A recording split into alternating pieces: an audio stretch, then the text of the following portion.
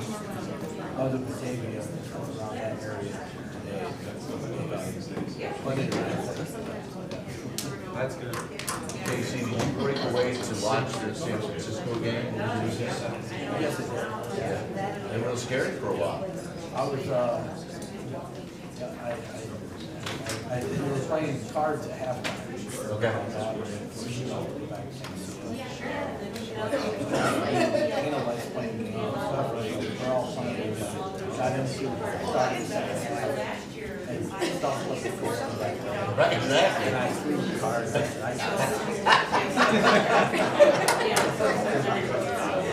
Yeah, there's something to be said for being put out of your misery, and I had that happen with me the week before with the Cowboys. Oh, I didn't even finish watching the game. I almost stopped at halftime, but I gave another drive. My wife said, well, they came back and calm down. That's what it was. I'll take that.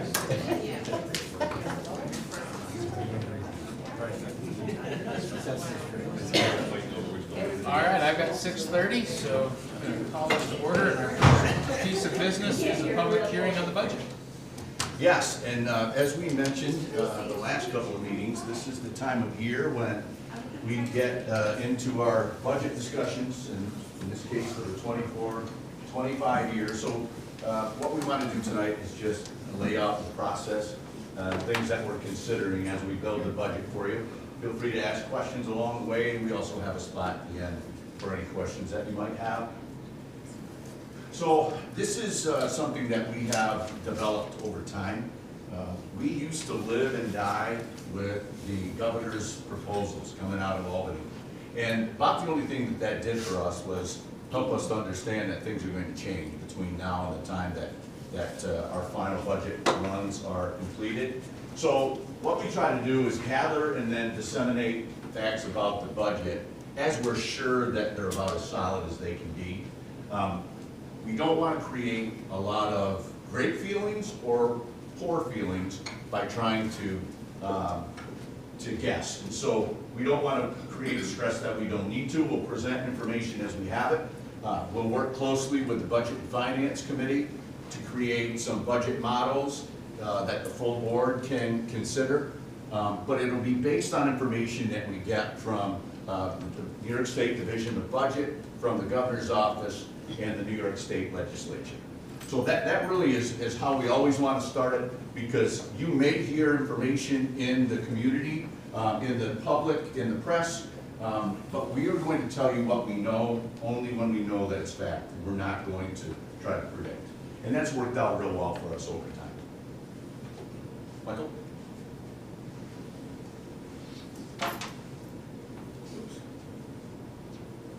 So last week, the governor's budget proposal came out.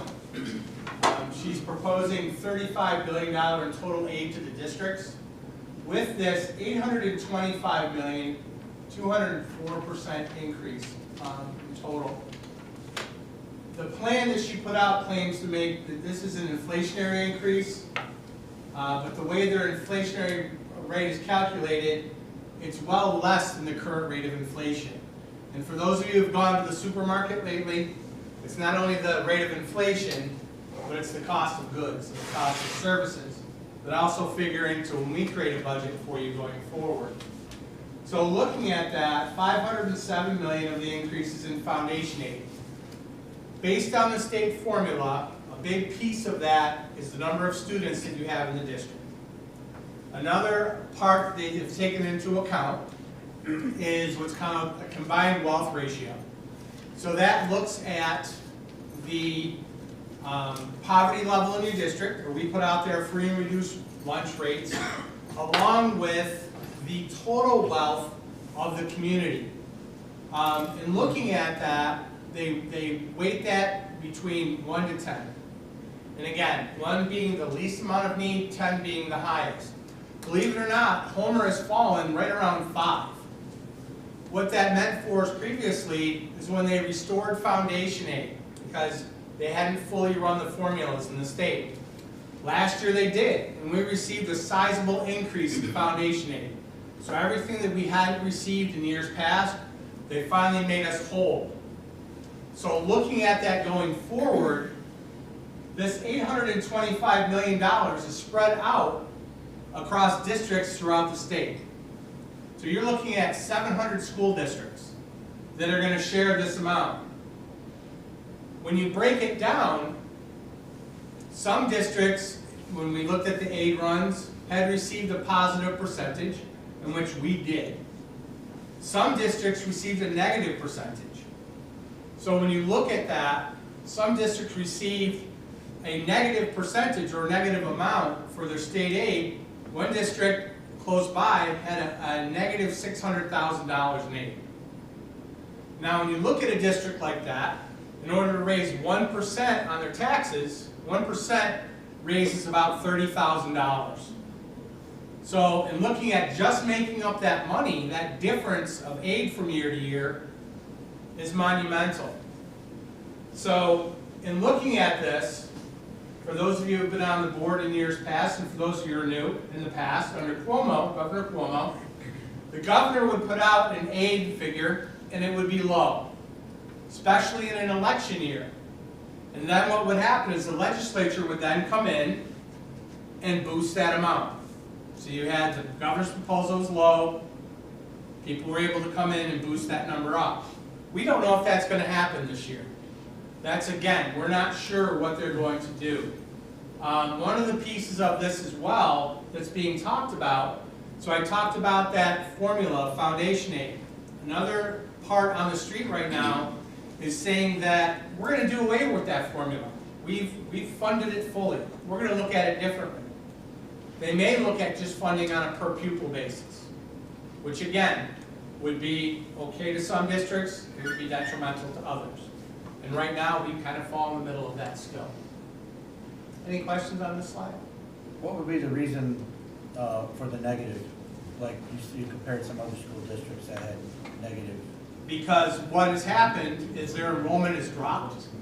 So enrollment may have dropped over the years, and now they're looking at it in real time in the formula. In years past, they were about 2 or 3 years behind in looking at enrollment back. So when they figured this year's budget, they may have been back at like 21, 22 looking at their enrollment data. So it never caught up. Now they're looking at it in real time and putting it as part of the formula. Another piece of it too is that it may roll out for the other aids. So that $318 million in other aids are your building aid.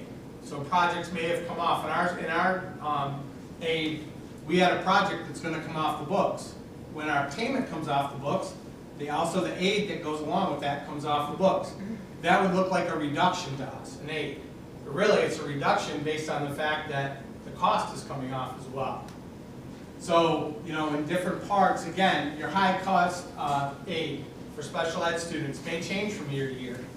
So there's other pieces and parts, your transportation aid, that's part of that smaller chunk of aid. So we're talking about foundation aid, which is usually the large piece, but where people are taking a huge hit is with that $318 million. In that category, where there's BOCES aid as part of it, there are a lot of categorical aids that fall into that for a district, they may have a change to their BOCES program that's aidable. It may be a sizable change based on their enrollment. That amount of aid that they were receiving, they wouldn't receive in the following year. So again, there's a lot of moving parts to that right now. Any other questions on this slide? So where have we spent the money last year when we did our audit? So 80% of what we spend goes towards instruction. That's a good thing. We're a school district, we would hope that that amount of money would go towards instruction.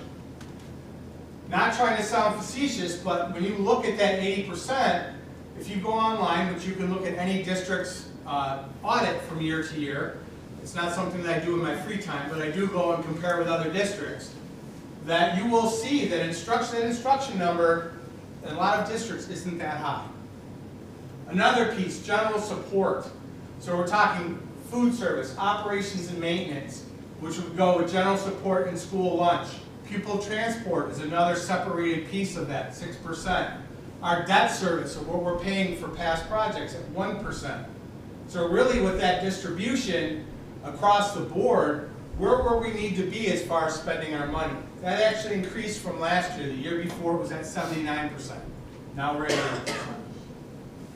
Any questions on that? Emily? So that was for last year, right? So for this year, with our lunches now being fully funded, how much would, I mean, I get it's only 2%, but 2% is 2% of a pretty big budget. So how much are we looking to save this year with that? So you wouldn't save in this area because you still have to spend. So when we talk about free lunch, we are still spending that amount, but we are reimbursed back, and I'll show you in the next slide. We're reimbursed back from the federal government and a little bit by the state. So when we take a look at this, we're going to look at our local sources, our tax levy, again, 36% of our revenues, our reserves, another piece that we spend, operating grants, 7%, those are federal grants. So under that 7%, Emily, that's where we would see that money come in from the federal government for lunch. So we still have the expenditure as a district, but how we pay for it will be different moving forward. And again, New York State aid. So we talk about that. How reliant are we on state aid? 53% of our revenue is coming from state aid. So you'll look at schools, especially down near Long Island, in the southern part of the state, that would flip. You would see the tax levy be at 53%, and you would see state aid maybe at 36% at the greatest part of it. So again, that's what we're spending. This is how we're paying for it. Any questions here? So the next slide, you should look familiar. These are the budget guidelines that we talked to you about. This is what we consider as we build the budget. Obviously, we want to make sure that we have the biggest impact possible on our programming. We want to make sure that we're looking at the strategic plan, as we mentioned, for 5 years now. That needs to be a living document, and that it should be driving the decisions that we're making. We want to listen to the community and have them give us input when they have the opportunity. We want to make sure we follow the law and make sure that our tax levy limit and tax levy process is in order. And then again, as Mike alluded to just a few minutes ago, that state aid and the federal aid environment is never quite clear until it's clear. And that's why, again, we don't want to get ahead of ourselves and try to anticipate. We'll wait and then make the decisions that are going to most greatly minimize the impact if we see a change in a negative fashion. Do you have a date of when you expect that? I know it's probably dependent on what the state does, but do you have a date? It depends. The governor's run came out a little over a week ago. Inside the month, we would hope to have that information and get the feedback to allow us to then come to you and say, this is a little more certain. Sure. So key considerations, these are things that we are considering as we look to build the budget. One, as Mike mentioned, 80% of our district, 80% of our funds are spent on instruction. A lot of that are contractual costs that pay the people that do the great work with our kids. We have 4 bargaining units that we have settlements with. The teachers, the teacher assistants, the bus drivers, and the administrators. Their increases range from 3 to 5% for next year. We also have, as you know, a terms and conditions, a lengthy terms and conditions document that outlines everyone else that's not in a contractual format, but we still have to consider them for increases as we go. So we take that into effect. The benefits, if you have your own health insurance, you know that every year you're guaranteed to go up about 6 to 8%, and that's a big number here in Homer. And so we have to build that in as we plan our budget. The large one that I didn't mention yet, the transition from federal stimulus funding. I'm hearing some horror stories about other places where they weren't perhaps quite as thoughtful as we have been with the use of our federal monies, and they're hitting that cliff right now. And quite honestly, there are some districts in my meetings that really don't know what they're going to do. I mean, they have a pretty good idea what they're going to have to do, and that is talk to staff about not being in the district anymore. Fortunately, in Homer, we've worked really hard over the last few years to try to minimize that. make the decisions, tough staffing decisions when we have to, but not to have wholesale layoffs. And we're hoping to obviously do that again this year. And then the last piece is something that we will be really jumping into tomorrow, and that's the actual staff view for the budget.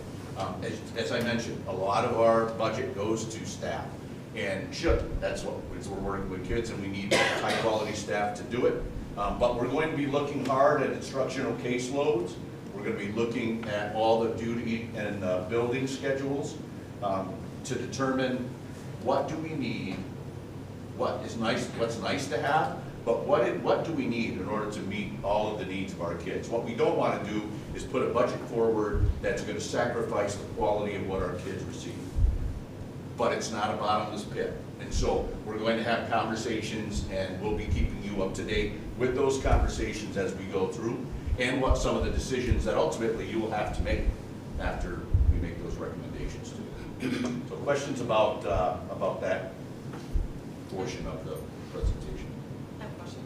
So, cost of living in the private sector is obviously a separate raise. Is that also separate?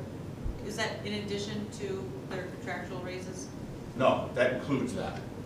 So the 3 to 5 is Depending on not bargaining only unit. the contractual raise, it's That's- also the cost of living. That's the raise. percentage from last year, or this year to next year. And that's the range from what bus drivers are going to get, TAs are gonna get, to the Yes.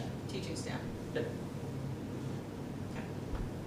That's what, for the ones that we've already, what we've already agreed to, that's the range. So for those 4 groups that I mentioned, they have a contract that's already been negotiated.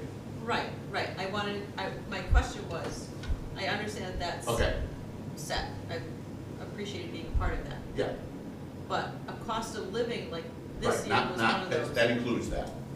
That's, okay, that was my question. Yeah. Anything else? Michael? So again, one of the piece of the puzzle, and we'll talk more about it in the next 2 meetings, our tax cap, or our tax levy limit. They talk about it being a 2% tax cap. I won't inundate you with the great video that I'll share with you in a few weeks, that the 2% tax cap or tax levy limit isn't a 2% limit. As you can see up here, our current tax levy, $17,027,266.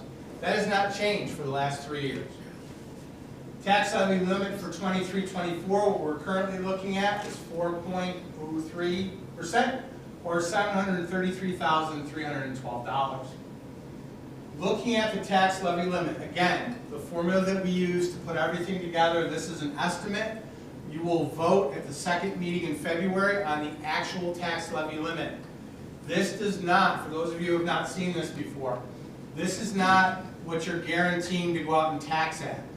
This is the limit that says to us, if we exceed $17,778,929, if we go out at 930 instead of 929, we have to have 66% of the people voting vote yes on the budget. If not, then either we go to a contingent budget immediately, or we go out with a new budget. If we stay at or below that number, which hopefully we're not going to go out at 4.42%. But again, if you stay below the tax levy limit, you have to have 50% of your vote be yes, plus 1 voter. So that allows you to pass it without having to go to a contingent budget. So again, as we get closer to this, we'll explain it a little bit more, show you how we calculated this. Again, in our history of increases, the last time we went out with an increase, because I had a pop quiz today from a board member before I got here, was 2021-22, we went out at a 1% increase. Prior to that, we went out at a 1.9% increase. 1% at that time was $168,000. If we go out at 1% this time, it would roughly be $177,000, almost $178,000.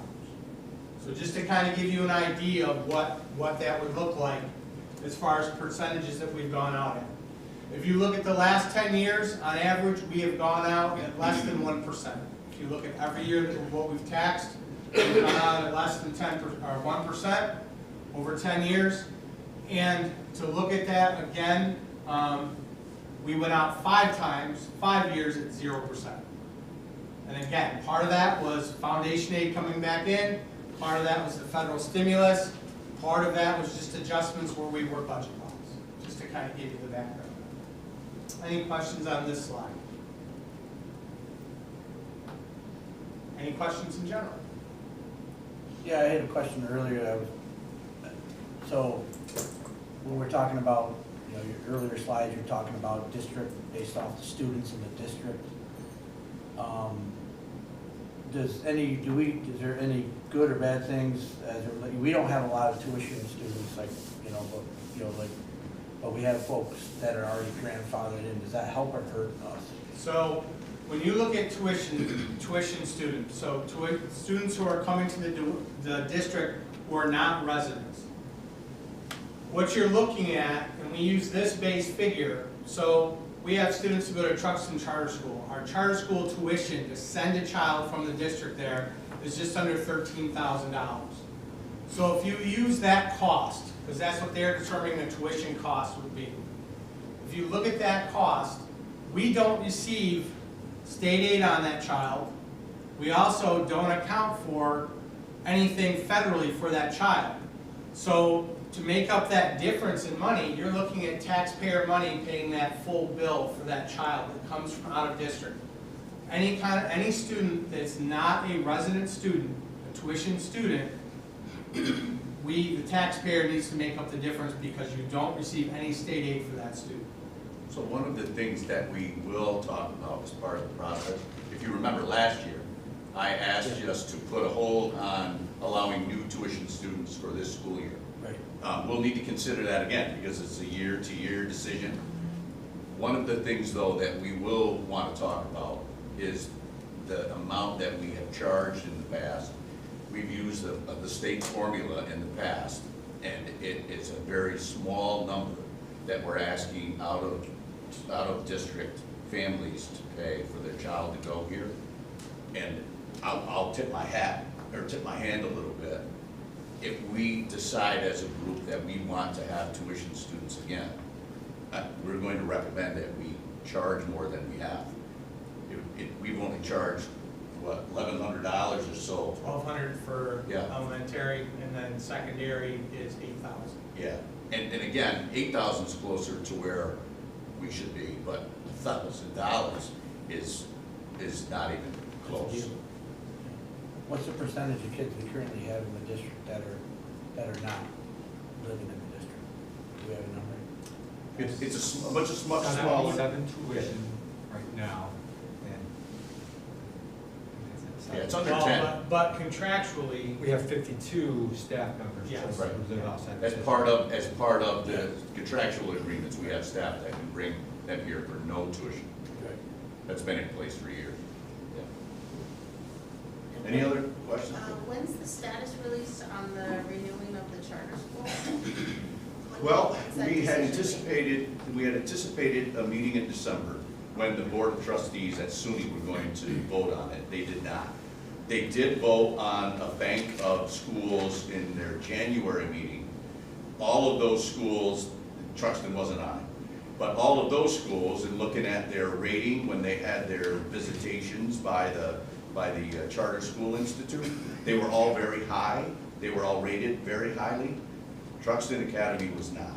They were rated very low. And so we don't know if at the next meeting, I've reached out, haven't heard back from David Frank at State Ed. I've called him and emailed him a couple of times now.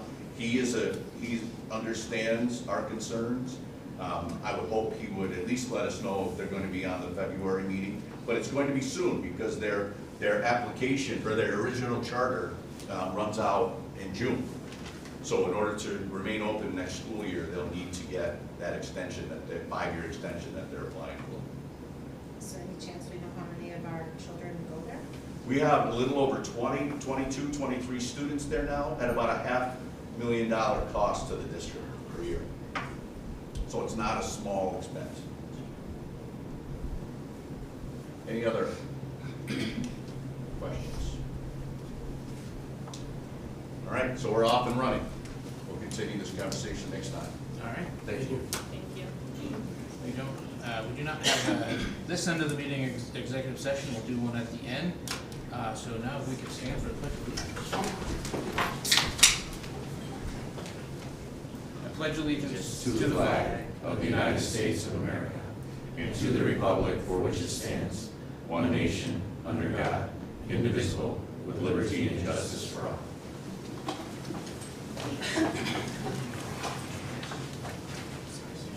I need a motion to approve Luke Moranis as a board member effective today, January 23rd through June 30th of 2024.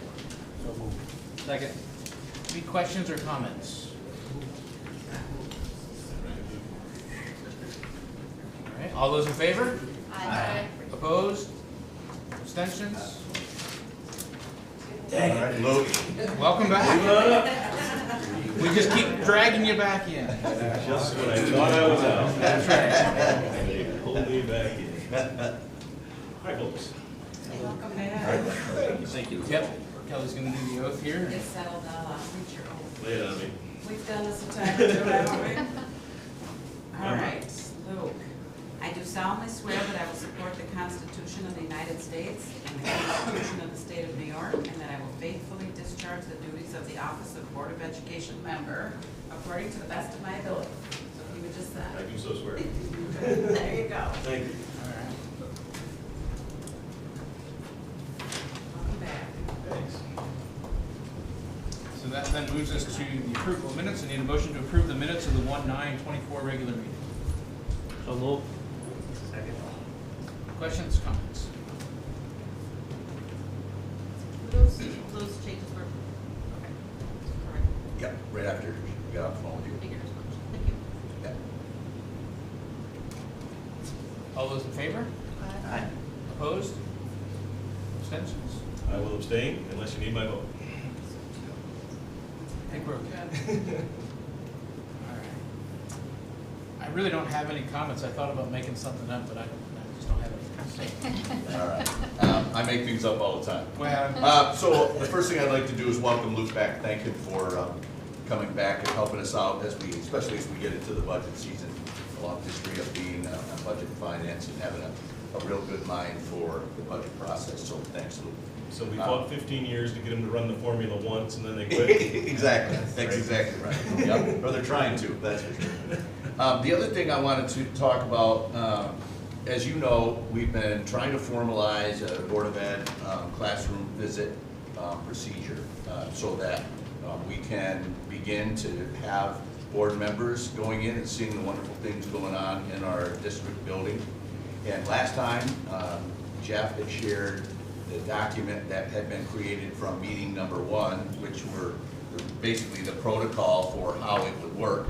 And I'll have him just review that in a second. Earlier this week, there was another conversation about, I guess it was last week, wasn't it?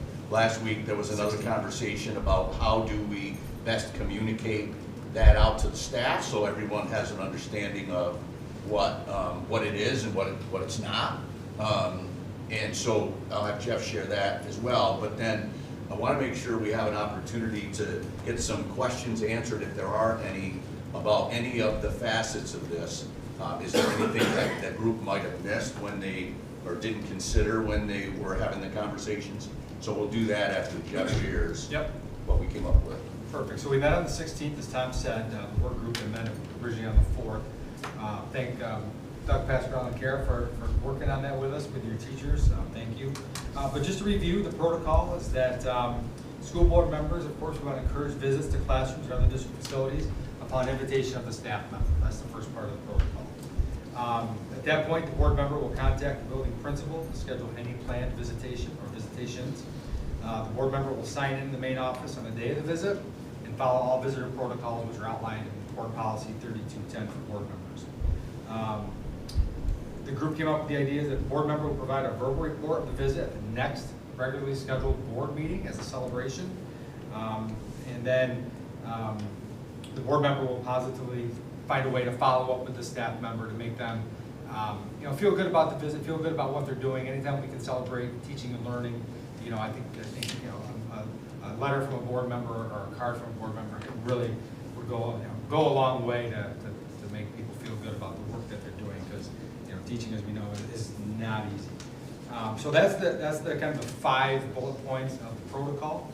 On the meeting on the 16th, the goal, we tackled all that on the 4th, the structure, the reason, the rationale. Then on the 16th, we focused primarily on the communication of the protocol, where we're going to communicate this, how we're going to communicate this, and ideas that were rendered by the group. Of course, have principals outline this at a faculty meeting, staff or district-wide email from Tom or myself. Include this in new staff orientation information to let new staff know that this is something that we do here at Homer. Include this into our mentoring program as well. Work with Jenny Guy to get this included, so new teachers hear it more than just once. Advertise the protocol at ILC meetings, Instructional Leadership Council, leadership meetings as well, but also find mechanisms to include our non-instructional staff, our nurses, our clerical, our school bus drivers, our food service workers, letting them know that this is also something that they could endeavor to do as well.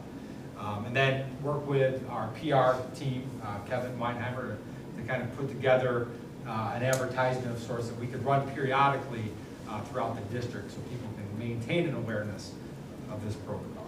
So that's where we're at. And we kind of came up with the idea that let's kind of start messaging this starting February 1 after we clean this up just a little bit, as far as what it looks like. Is it just, for example, the protocol that we sent? Is this what we share with folks, right? That we share with the board? Is that something we send out? Is there other documentation that we want to put with it as well? So that's where we're at. Okay. So what questions, Amy, I know you had some questions, and I had a chance to look through them, and they're good ones in that they're things that I don't know that I considered. And so, but we want to make sure that, again, the goal is to do this as well as we can.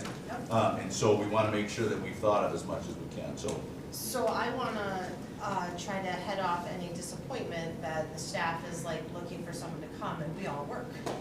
So it's something that would have to be planned out. I think if the staff is reaching out to a board member directly, that's really simple and easy.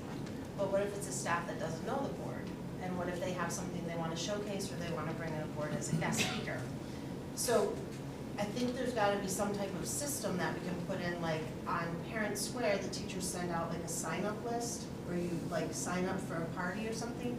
So there's got to be some type of system where teachers can sign up to just have a board member, and there's an email that gets pushed out to board members, and whoever's available can confirm, I can do that date, or I can't. There's got to be some type of way where we're not disappointing them, like, oh, I can't make it that day. And then all of a sudden, the buzz around the school is, they say they're doing this, and nobody ever shows up. no, that's a good point. So I want to try to. Yeah, one of the things I think is going to be important for us as we share it with staff is it really is not going to be as easy as I thought of this on Thursday and I want a board member on Friday. I mean, people are going to need some time. I know when we started having this conversation, someone that had talked to you about it, and to your point, that's going to be easy because you guys can work together and figure it out. But we can build a mechanism in each building where someone can go in and sign up and, again, give us 2-3 weeks to the best of your ability. Right. Most people know what they're doing, they can plan ahead, because you're right. I know no one wants to be asked to go in and not be able to go in, but it's easier to accommodate it if you have a little bit of grace time to set your schedule.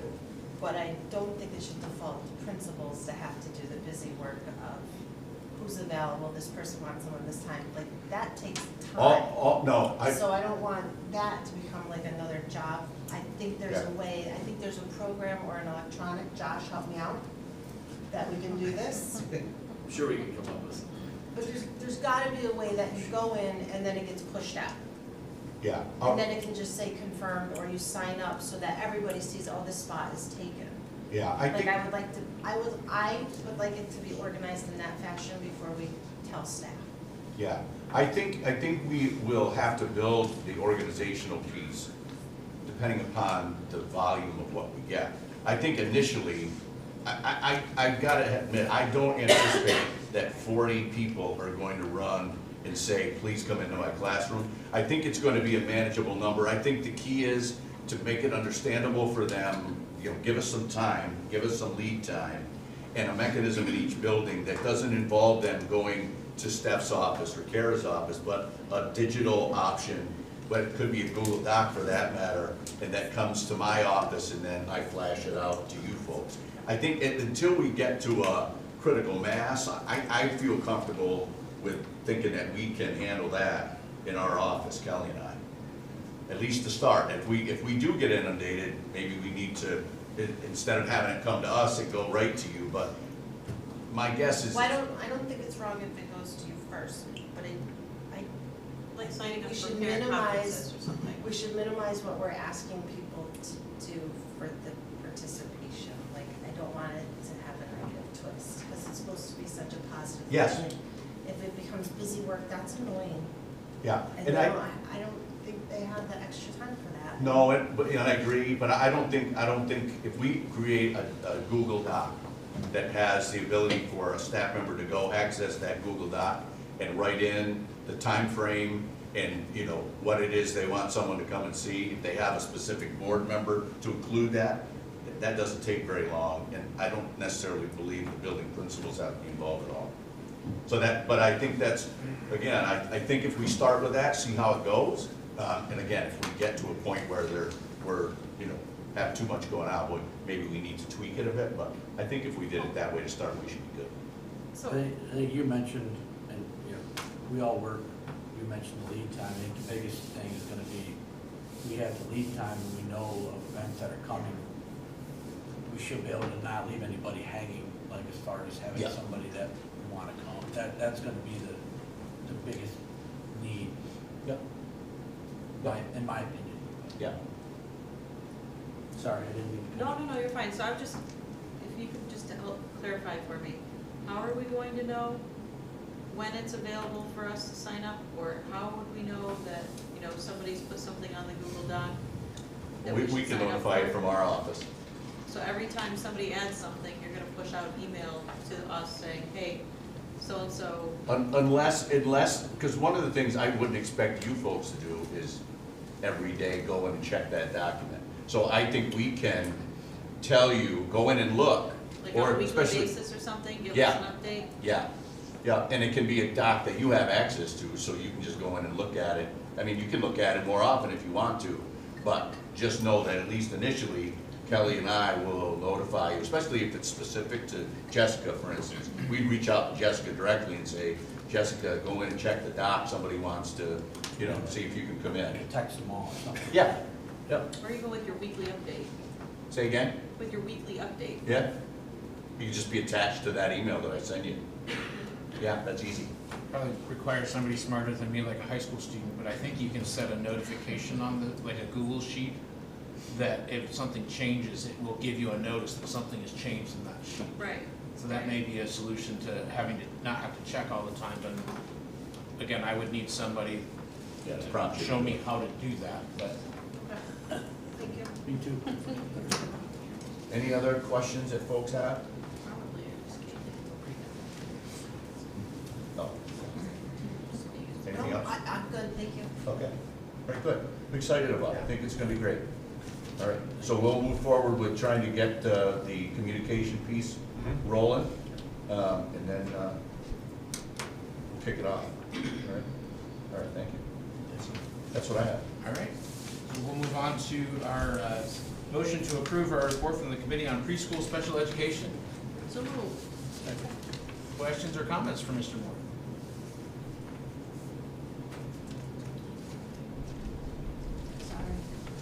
All those in favor? Aye. Opposed? Abstention? Motion to approve the report from the Committee on Special Education. So moved. Second. Questions or comments? I did have a comment for the earlier one, I apologize. It seems like every board meeting, we have a number of preschool special ed reports that we're going over, and it just really makes me feel grateful that we're getting a jump start on the kids that early. Just, I wanted just to say that, like, thank you, that's awesome. It's helpful to get services earlier than later. Questions or comments on the report? All those in favor? Aye. Opposed? Abstentions? All right. Motion to approve the 24-25 budget guidelines. So moved. Second. Questions or comments? All those in favor? Aye. Opposed? Abstentions? All right, now, motion to approve the disposal of items from the elementary, high school, and buildings and grounds. So moved. Second. Questions or comments? It's good to be back. He's back in the college. I appreciated the high school librarian including the code as to why it was getting, but like, there's a Yeah. whole, The S's right? and Because stuff, they came yeah. up in our last meeting, like, why is that book not, Yeah, there's a being kept key that around. she uses, yeah. so that was nice that that was included.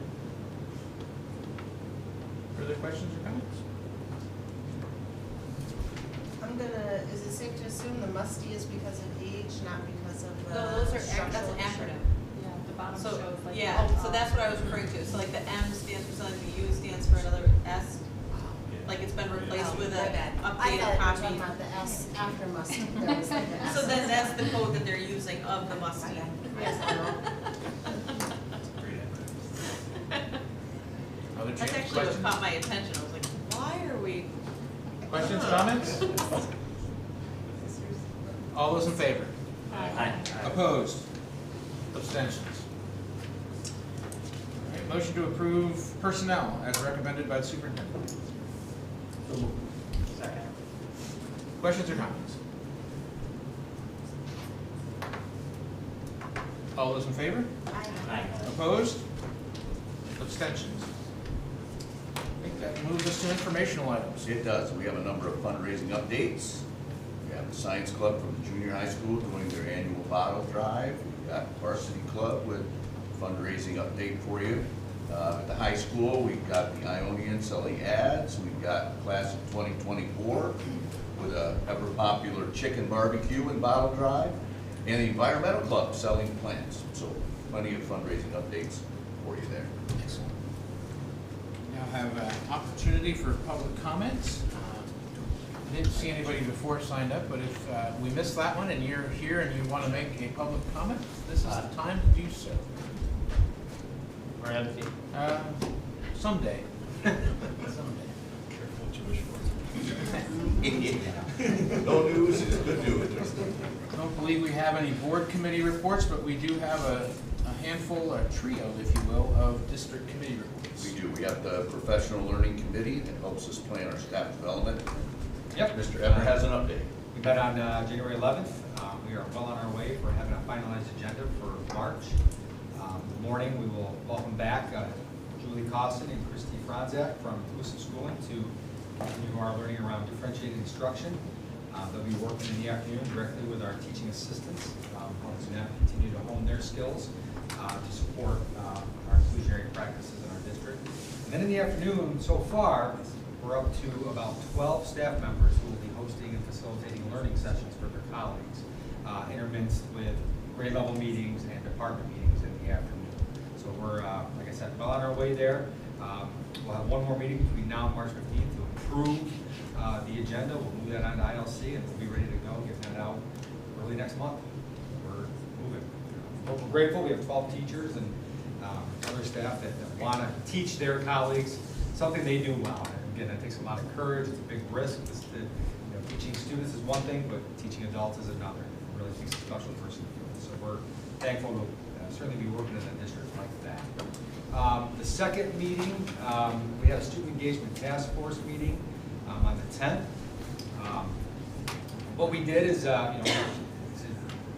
the whole idea of the task force is to start making decisions about what the next iteration of the strategic plan is going to look like. And what we did is we agreed as a group to move forward with the current charge and the current strategic plan and just carry that over to the next iteration of our strategic plan.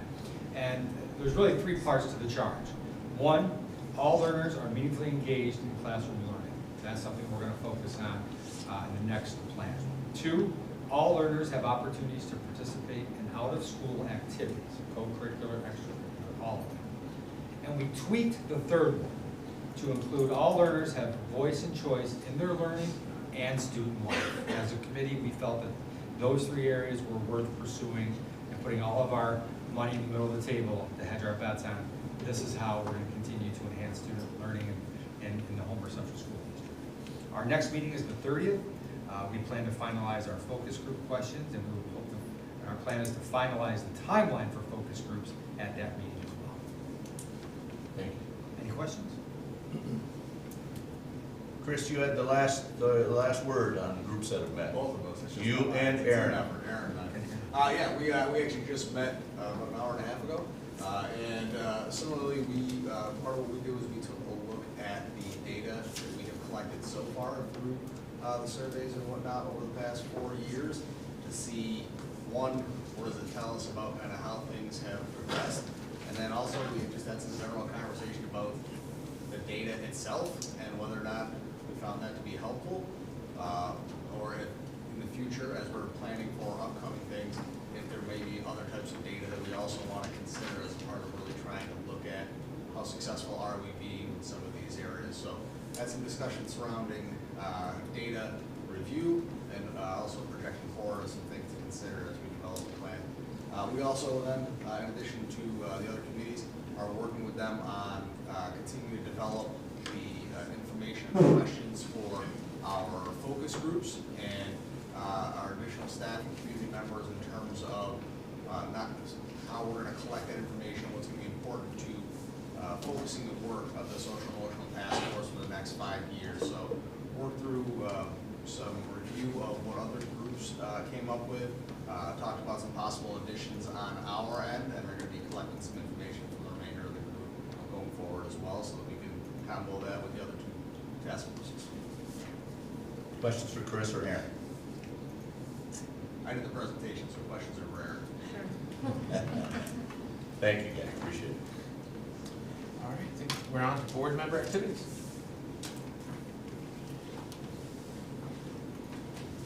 Sporting events, lots of them. Yeah, same with that, even some basketball games, with girls and boys, wrestling matches. I don't know if this is not really an activity that I've been to, but I used to go to it as a kid, and I just wanted to highlight, we've got, so our junior high ag teacher, she helps run a group of Cortland County kids that go to our New York State Holstein Convention. Those who know Holstein is a dairy cow. We had a couple of 3 junior high students that went to this. And one of them was on the team that finished 2nd in the state, that just missed Salt Lake City, Utah. So, and what they do is like, they give, question and answer about agriculture, dairy cattle, stuff like that. So I think we had a total of three Homer School District kids that attended that, so it was pretty cool. Awesome.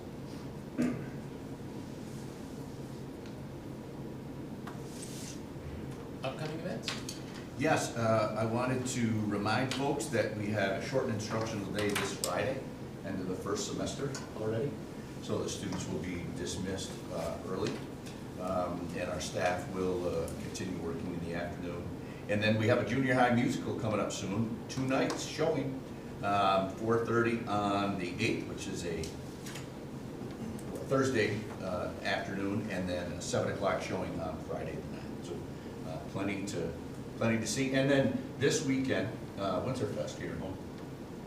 Hopefully looks like it's gonna be a little warm, like it always is though. That ice rink is, I don't think we're ever gonna get to use it, but a lot of great activities planned, so if you can get out and about, I'm sure you'll enjoy it. All right. Eddie and I will be cooking chicken on Saturday morning. Excellent. Yes. All right. Well, then I need a motion to move to executive session to discuss the employment of a particular person or persons. So moved.